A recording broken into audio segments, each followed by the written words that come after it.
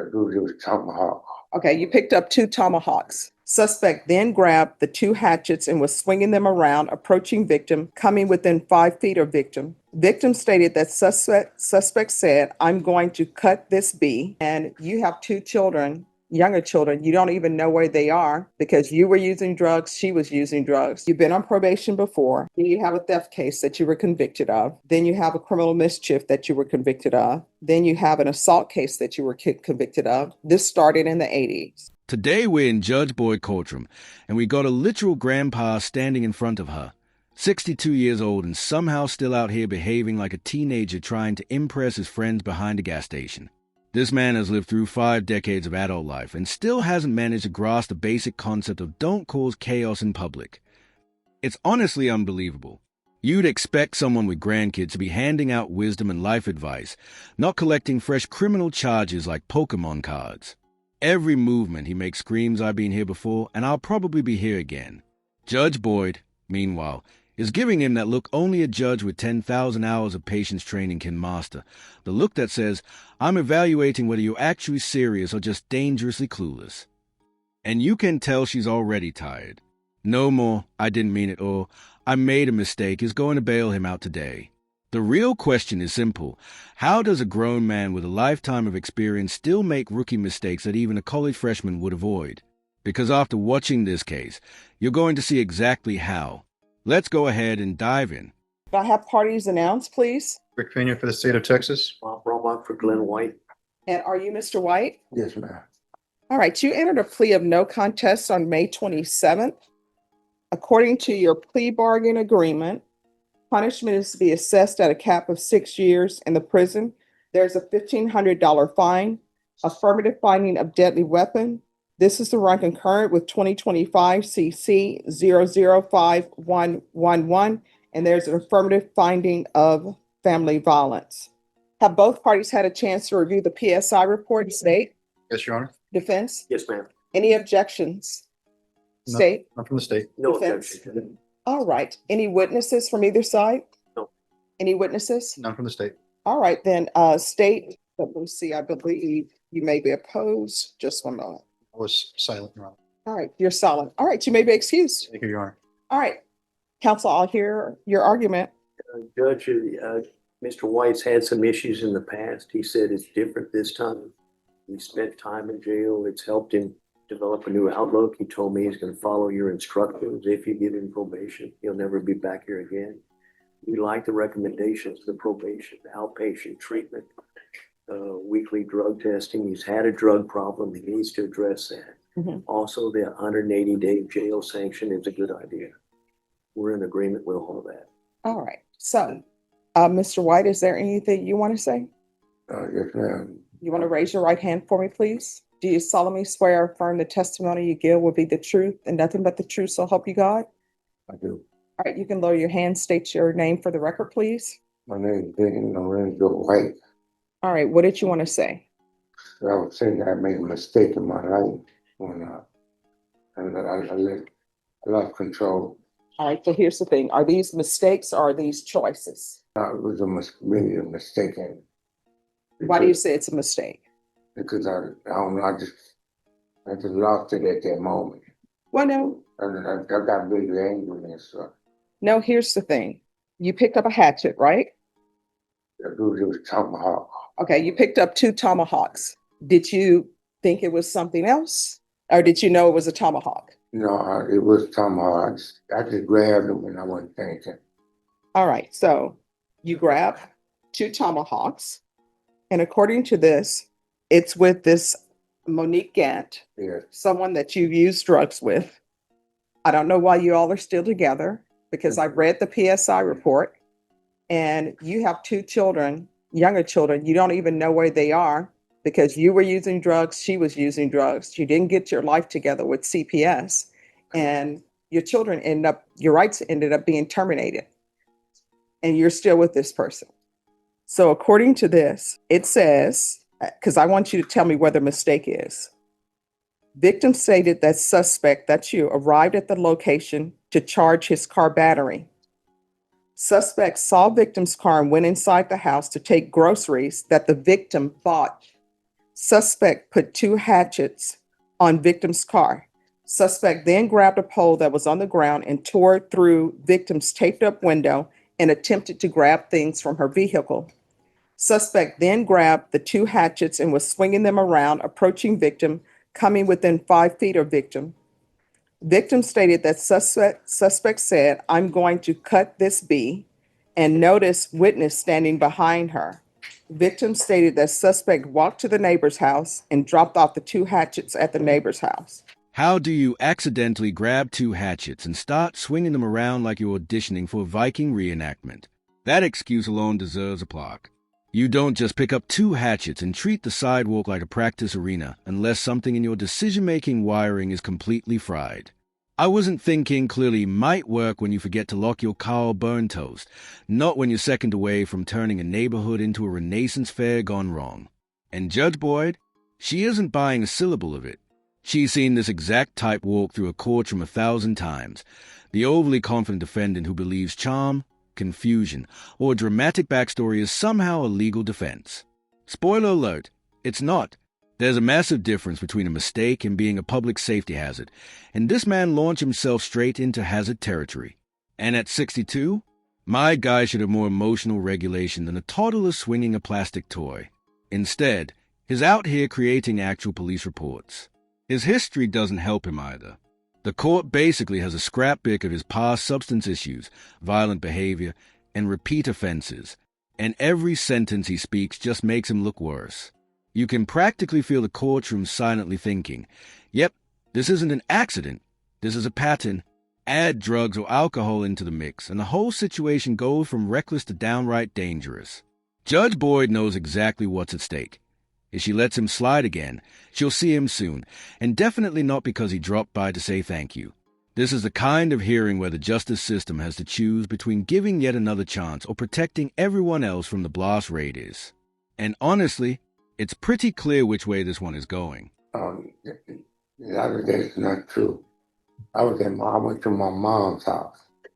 That was my mom's house. So why would you try to take groceries from the vehicle? I didn't take no groceries from no vehicle. Well, I mean, she said you cut through her window. I'm assuming the window Yeah, was. no, I picked up the little pipe thing and it had plastic on the window and everything. They tore it open. Why? I was intoxicated too, so. All right. Here's the thing, Mr. White. I don't think you'll be a good candidate for probation. And let me just tell you why. You've been on probation before. Then you have a theft case that you were convicted of. Then you have a criminal mischief that you were convicted of. Then you have an assault case that you were convicted of. This started in the 80s. And then you have another criminal mischief that you were convicted of. Then you have another assault case, they say dismissed for insufficient evidence. It's probably dismissed because the complainant didn't want to go forward with it. Then you had a possession of marijuana, and I realized it's marijuana, but you were placed on probation for that, and your probation was revoked.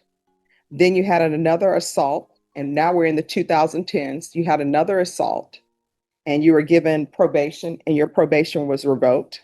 Then now you have a violation of bond or protective order, which I'm assuming is related somehow to this incident. Then you had an aggravated robbery case that was rejected. I'm not even considering that because it's rejected. I don't know why it was rejected. Then you had dealing cocaine. You were sentenced to state jail facility. Then you had another dealing cocaine and you were sentenced to prison. Then you had a burglary with intent to commit theft by force, and you received 15 years for that. And then you had another manufacturing delivering. You did time for that. Then you had an aggravated robbery. It was dismissed for missing witness, injury to the elderly, dismissed missing witness. And now you're here before me. How old are you? I'm going to be 62 years old. All right. So I don't think you're a good candidate for probation. Can I say something? Sure. See, I've changed my life. My mom got sick now. I'm old too. And I don't know if I had that much time left in my life. I really want to see my mom. She's in her 80s. If I go away, she will pass away. That's all I have in my life is my mom. All right, so here's my question for you. And I'm not trying to be cruel, but you knew about your mom. Why would you do this? Knowing about your mom. Well, my mom got sick recently since I've been locked up. Mhm. This shit started since I got locked up. She's been in the hospital in and out about 4 or 5 times. She had a minor heart attack. I didn't think it was going to be like this. Well, I mean, these are things we need to consider, right? Yes, ma'am. All right, this is what the court is going to do. The court is finding you guilty. There's an affirmative finding of deadly weapon, affirmative finding of family violence. The court will sentence you to 5 years in the prison, give you credit for any time served. This is to run concurrent with 2025 CC 005111. There's an affirmative finding of family violence, and there's to be no contact with Monique Gant, Gant, and the court will recommend the therapeutic community. Did you review the document entitled Trial Court Certification of Defendant's Rights to Appeal with your attorney? Did you understand it and sign it? Yes. Because this is a plea bargain agreement, because I followed your plea bargain agreement, and because you waived your right to appeal, you do not have the court's permission to appeal. Because this is an affirmative finding of family violence and also a felony conviction, you're not allowed to own or possess any weapons or ammunition. If you have a question over what a weapon or ammunition is, you'll need to speak to an attorney. All right, we can go off the record. Here's the thing, Mr. White, your history doesn't look good, right? And sometimes I look at that, right? And I have to look at that because I have to consider everything. And so I'm looking at your history, and your offense is escalated. And then you have different issues where you are placed on probation, your probation gets revoked. You're given parole, you don't do well on parole. And I will tell you, I've done parole hearings before, and parole is so much easier than probation is. Because parole is sort of, in a way, it's sort of like college. And this is the best way I can explain it. When you're in public school and you're not in college yet, everybody is telling you everything to do. This is your class for today. That's what probation does. When you get on parole, what they do is they don't tell you, you need to do this, this, and this. They just give you a sheet of paper. You have your freedom. And on parole, if you report, call them whenever they want you to call and do a drug test and get employment, they're happy, they're satisfied. So for you to have the parole issues that you've had, that tells me a lot. But I'm recommending the therapeutic community for you. The therapeutic community will help you when your parole time comes up, because they're going to see that you are actually doing something to try to help you with your drug addiction.